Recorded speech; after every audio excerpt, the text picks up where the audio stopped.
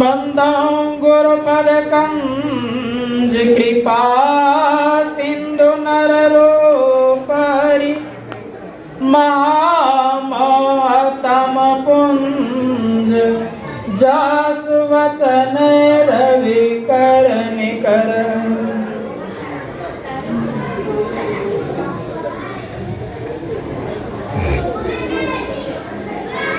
अव्यक्त रूप में कण कण में विराजमान परमाराध्य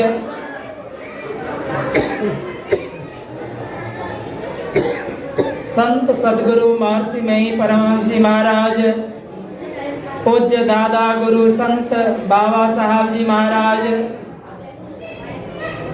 एवं हुजूर साहब पूज्य महर्षि वर्तमान आचार्य श्री हरिनंदन जी महाराज को कोटि कोटि सा नमन। अपने निवास में विराजित पूज्य डॉक्टर स्वामी विवेकानंद जी महाराज को कोटि सा नमन। पूज्य मंचस्थ पूज्य स्वामी निरंजनानंद जी महाराज,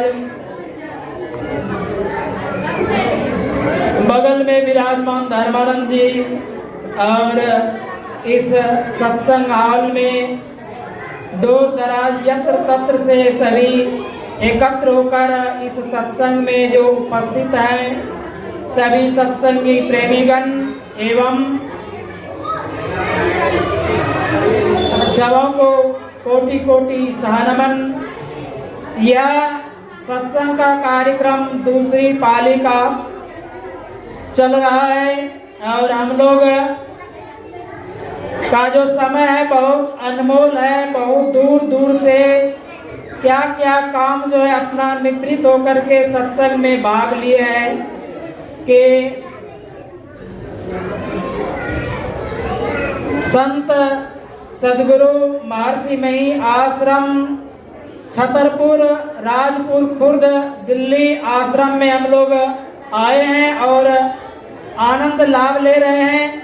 अगर समय का हम लोग सदुपयोग नहीं करेंगे तो कहते हैं कबीर साहब, समय बड़ा बलवान रे, समय बड़ा बलवान रे पगले। कहते हैं रे पागल, पगले किसको कहते हैं? जो भक्ति में पागल हो गए हैं। कहते हैं ना मीराबाई को क्या क्या किए थे, आप लोग सभी कहानी जानते हैं, केवल मैं याद दिलाता हूँ। मीराबाई जो थी उनके जो ससुराल वाले ने काई बावरी हो गई है, पागल हो गई है, ये तो भजन गाती है, किसी का सूझबूझ लेती नहीं है, इतने भक्त में लीन हो गई है। तो ये कहते हैं भक्तों का लक्षण है। ये होते कैसे हैं? ये ज्ञान हमको कहाँ मिलता है? सत्संग रूपी यज्ञ में। अभी हम लोग सुबह में पाठ में सुने थे, क्या सुने थे? बाबा साहब ने कहा 3 ही शब्द है, एक है सत्संग, ध्यान, सत्संग और ध्यान। उसके बाद क्या कहते हैं? गुरु। अगर हम लोग सत्संग में आए हैं तो जानते हैं सत्संग में 4 शब्द है। आप लोग पढ़े लिखे विद्वान लोग हैं, ऐसे नहीं कि कम पढ़े लिखे, विवेकी हैं, ज्ञानी हैं। हम लोग तो, मैं तो अभी अनपढ़ हूँ, इसके बारे में हमसे आप लोग ज्यादा आगे हैं, फिर भी मौका मिला है 2-4 शब्द बोलने का, तो मैं थोड़ा सा आप लोग को याद दिलाता हूँ कि देखिए सत्संग में 4 शब्द है, सो है, तो है, सो अंसर और गो। ये 4 चीज हैं।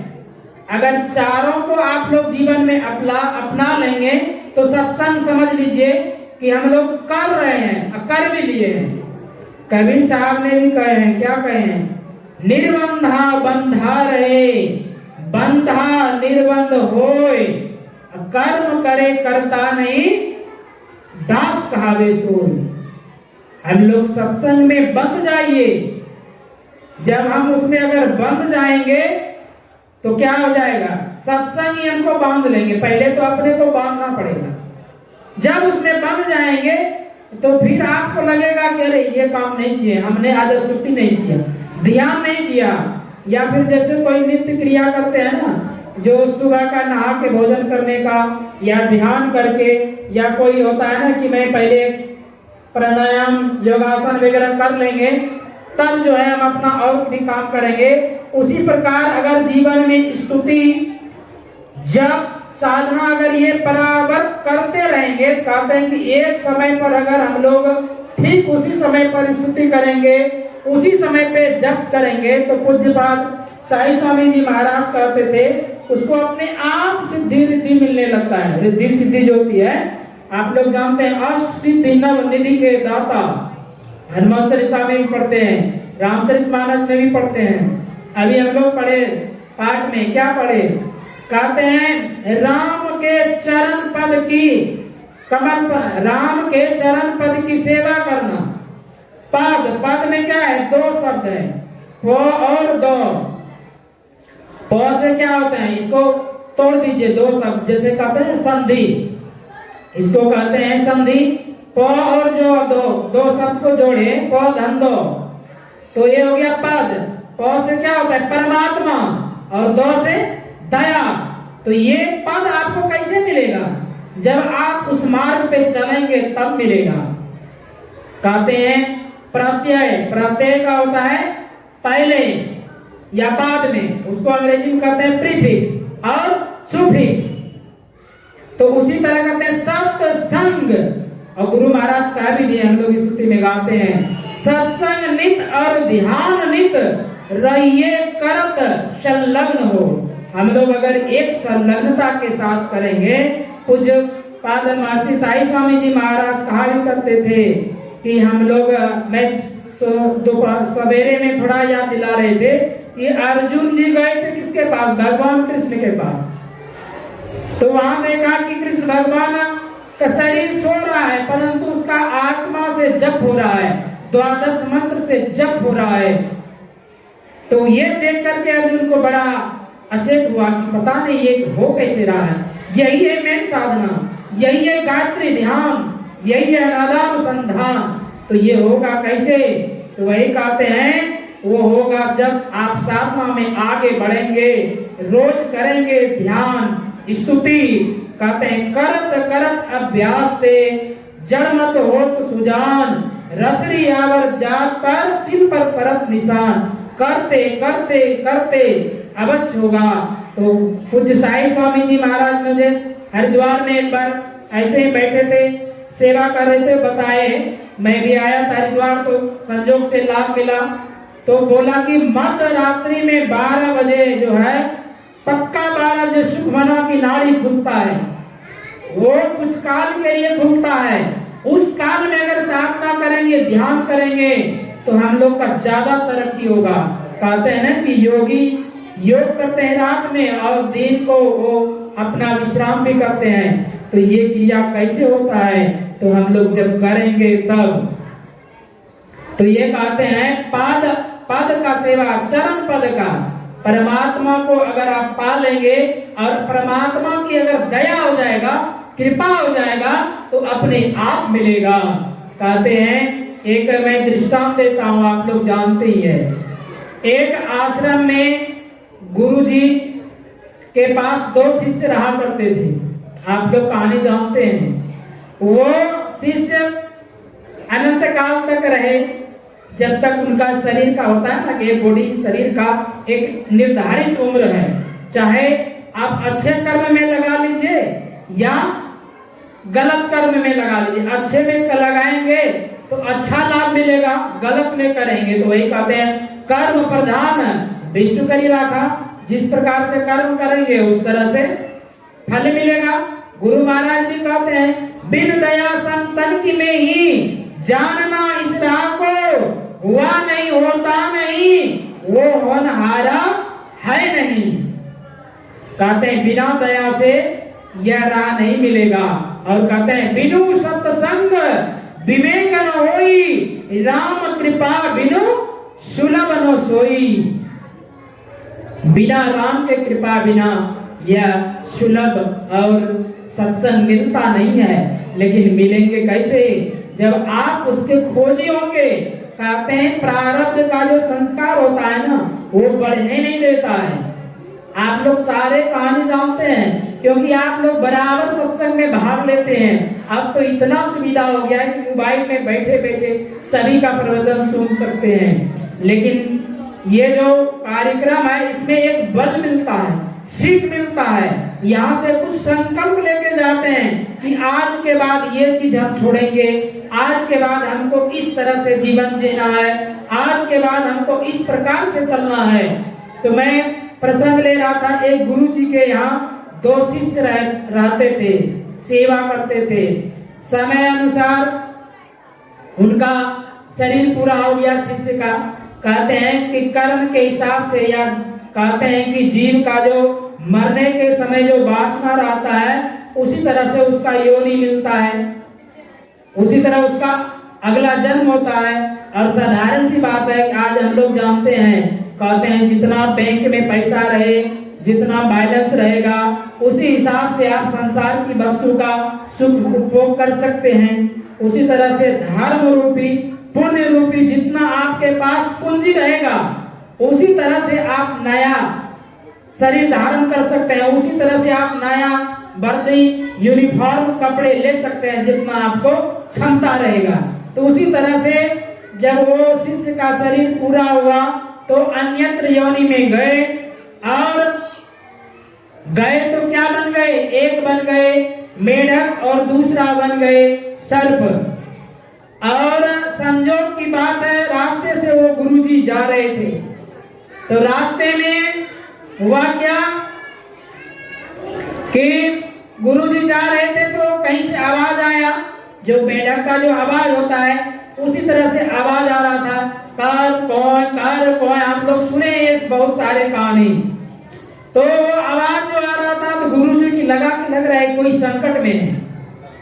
तो आगे बढ़ के जाके देखा तो क्या देखा कि सर्प ने उस मेढक को कस के पकड़ा है।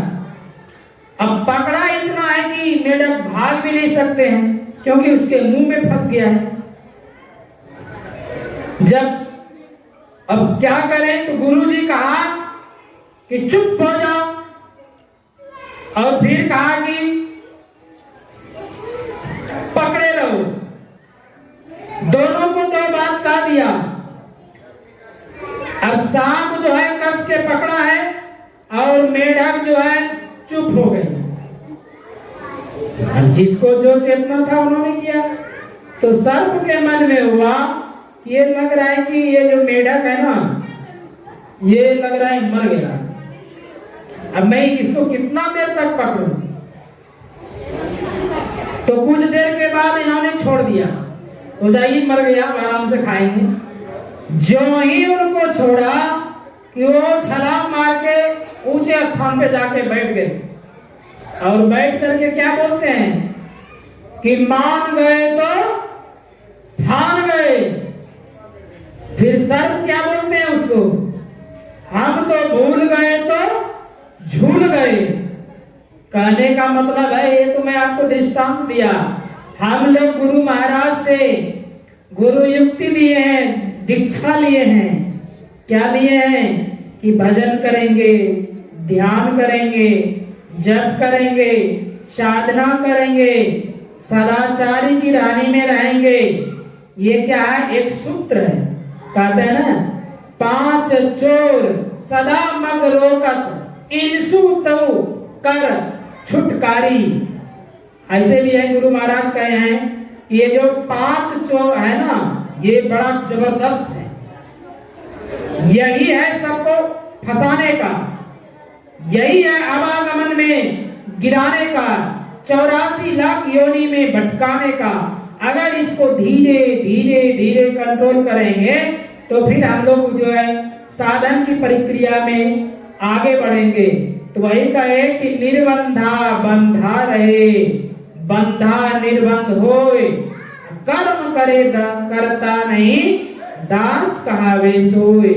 हम लोग अगर उसमें उसके बंधन में बांध लेंगे, किसके बंधन में? तो सत्संग रूपी बंधन में बंधना है। गोपी चंद्र का कहानी आप लोग जान रहे हैं। उसकी माता ने उसको क्या कहा था कि बेटा यह जो पंच भौतिक शरीर है ना, क्षिति जल पावक गगन समीरा पंच रचित अति अधम शरीरा, ये 5 तत्व का जो ये पंच भौतिक शरीर है ये नाशवान हो जाएगा। इसलिए कुछ ऐसा कर्म कर लो कि जीवन रहते उस चीज को प्राप्त कर ले जो कि आपका दुर्गति नहीं हो। वो आवागमन का जो चक्र है, जो 84 का बंधन है, उसको काट डालो। वो कहा, उसकी माता का नाम थी मालिंदी। कहते थे कि तुम्हारे जो पिता थे तिलक चंद्र इसी तरह दिव्य रूप था, सुंदर था, और आज वो संसार में नहीं है। 16 योजन कोस क्या योजन बता रहे थे या राज था। ये जो देख रहे हैं अगल बगल सब तुम्हारा ही राज्य है, और ये सब धरा का धरा रह गया, कुछ नहीं कर पाया। इसलिए कहा, क्या गाते हैं, तो एक भजन गाते हैं कि थोड़ा सा 2-4 लाइन लेंगे।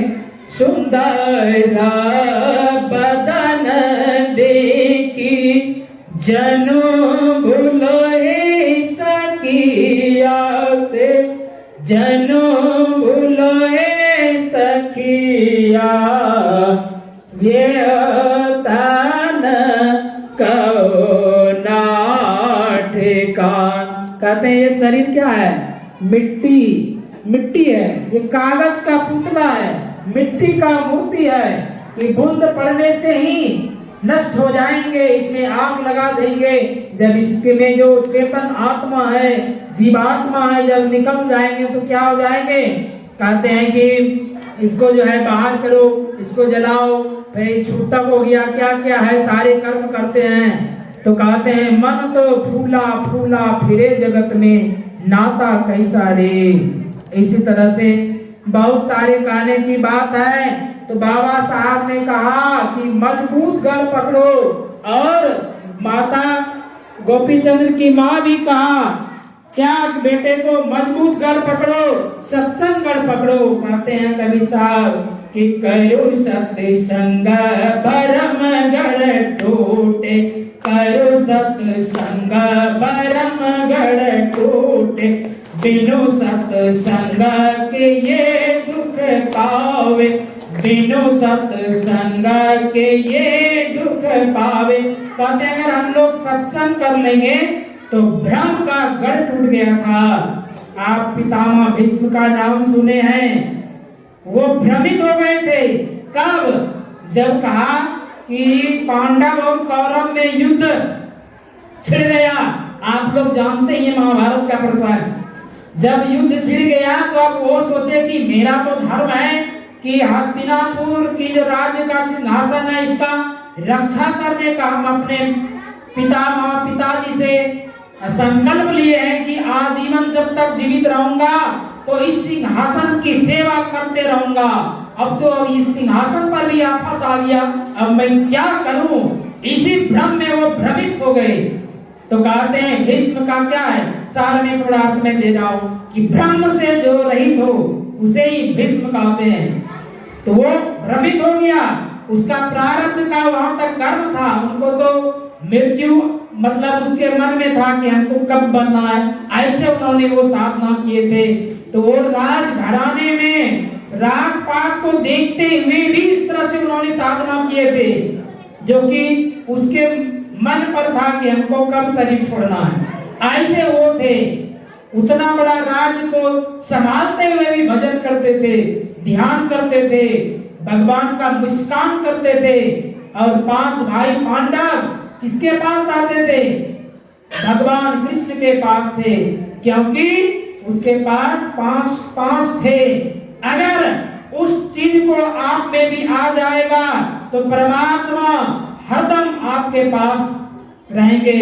संतों की वाणी है, हरदम है तैयार तो पाप कमाने के लिए, कुछ तो समय निकाल हरि गुण गाने के लिए। कहते हैं कि थोड़ा थोड़ा करके अगर समय निकालेंगे तो परमात्मा को प्राप्त कर लेंगे। समय का अभाव हो रहा है, पता नहीं मैं ज्यादा क्या बोल दिया, जो भी हो।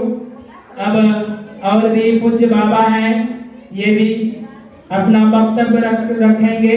इसमें जो भी त्रुटि होंगे हुए होंगे वो अबोध बालक नादान समझ करके मुझे क्षमा करना, क्योंकि मैं खुला वक्ता तो हूँ नहीं, बस दो चार सब आप लोगों की सेवा में रखा। श्री सद्गुरु महाराज